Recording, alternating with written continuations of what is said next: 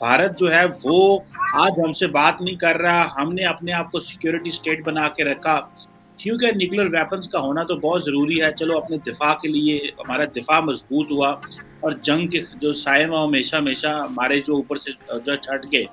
लेकिन सर हमारी प्रायोरिटीज़ कहाँ पे ख़राब हैं? एक तरफ हम पैसा भी अपना एजुकेशन को एलोकेट नहीं कर रहे, दूसरी तरफ हमारा जो नेबर है भारत वो हमसे बात नहीं कर रहा। पाक मीडिया, भारत हमसे एक बार बात तो कर ले। भारत एक न्यूक्लियर मुल्क से बात करने को राजी नहीं है। पाकिस्तान मीडिया, अगर जब भारत ने न्यूक्लियर धमाका किया था उसके पहले हमें भारत से एक पीस डील कर लेना था।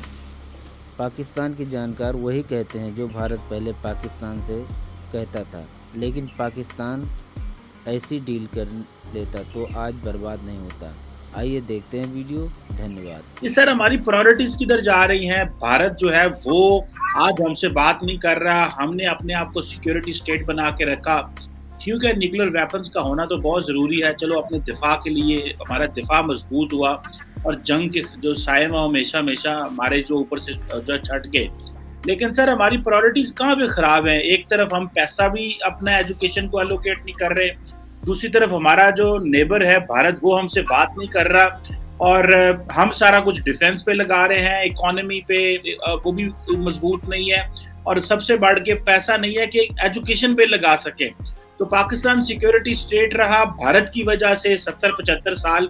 आज भारत भी बात नहीं कर रहा और आज हमारे हाथ जो मुआशरा है जिसे कहा जा सकता है एजुकेशनली, वो भी हमारे हाथ से जा रहा है। तो आप इस सारे जो डायकोटमी है इसको किस तरह देखते हैं सर?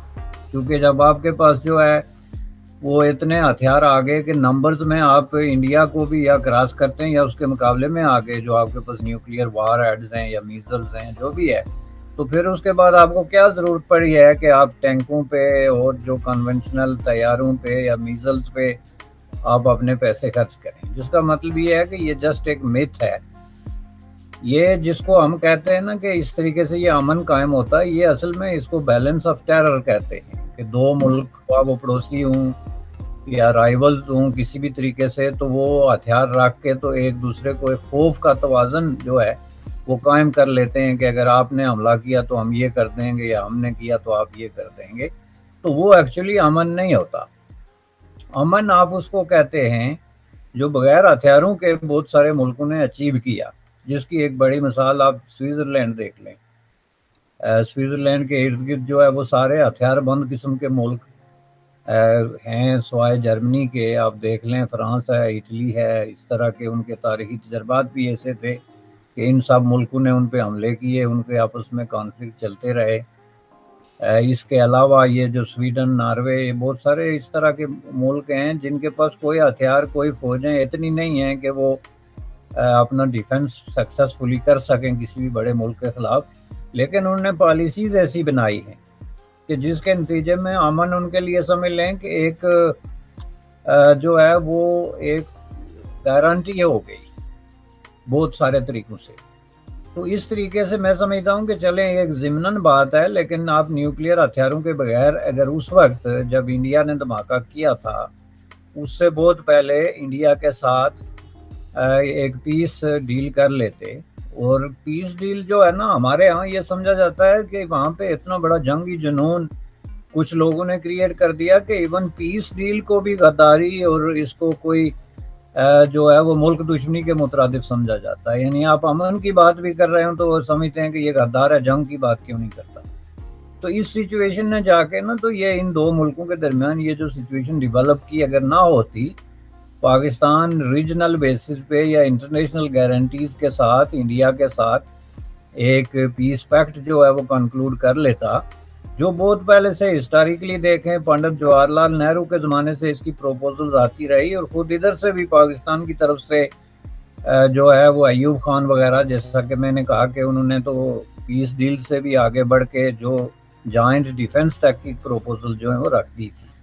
लेकिन ये सारे दावे करने के बजाय अगर आप एक पीसफुल किस्म का माहौल क्रिएट कर लेते तो मेरे ख्याल में इंडिया भी मुमकिन है जो है वो ये धमाकों की तरफ ना जाता। आल्दो के इंडिया के वाले कहते हैं कि हमारा चीन के साथ कंपटीशन और मुकाबला है, लेकिन उस वक्त कोई ऐसी भी सिचुएशन नहीं थी जिस वक्त की ये बात है, जो बाद में सूरत हाल दिन ब दिन ख़राब होती चली गई।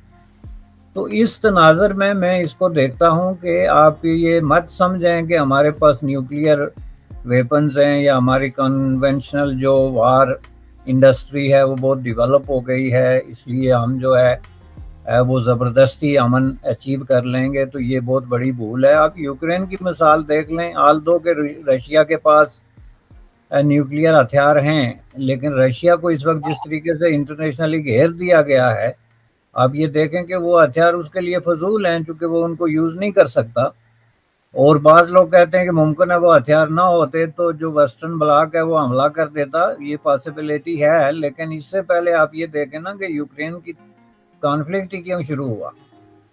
तो इसलिए ये एक मेंटालिटी है जो हमें बर्रे सगीर में डेवलप करने की ज़रूरत है। ख्वाह हम बैक चैनल डिप्लोमेसी करें या फ्रंट चैनल डिप्लोमेसी करें, ओपन डिप्लोमेसी करें, उसमें हमने देखना ये है कि बर्रे सगीर में अमन का क़याम जो है वो लाजम और आखिरी हल है हर चीज़ का, ख्वाह आपके पास कितने भी हथियार क्यों ना हों। और इन हथियारों या ताकत के गरूर से निकल के या एक दूसरे को फतह करने का जो ख्वाब है वो देखने से निकल के, तो अगर आप रियल जो है वो फ्रेंडशिप और दोस्ती की बात करें तो मैं समझता हूँ कि हथियारों की ज़रूरत बाकी नहीं रहती। और ये जो हुकूमत आई है, मैं समझता हूँ कि इनके लिए तो पहली प्रायोरिटी ये होनी चाहिए थी, चूँकि इन्होंने ये रियलाइज़ कर लिया था। जब आप हुकूमत से बाहर बैठे होते हैं ना, तो आपको बहुत सारी हकीकतें मुख्तलिफ नज़र आने लगती हैं और बहुत हकीकतों के करीब भी आप जाने लगते हैं।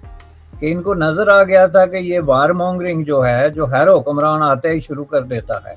इमरान खान एक अच्छा खासा जो है वो प्रो पीस आदमी था इक़्तिदार में आने से पहले, और ख़ुसूसन इंडिया के हवाले से उसकी सारी स्टेटमेंट्स आप उठा के देख लें, one by one, one after another.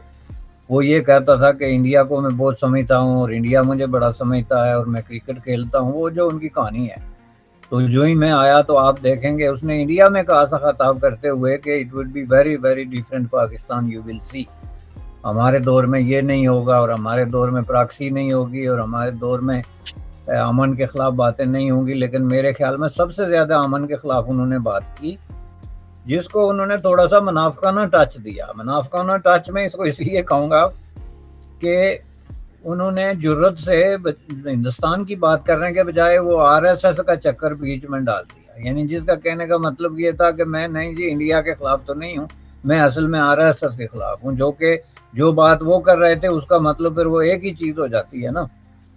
अब ये कोई कहे कि मैं पाकिस्तान के ख़िलाफ़ नहीं, पाकिस्तान की फ़ौज के ख़िलाफ़ हूँ, कोई दूसरा मुल्क जिसने पाकिस्तान से लड़ना है, तो इस बात का क्या मतलब होगा।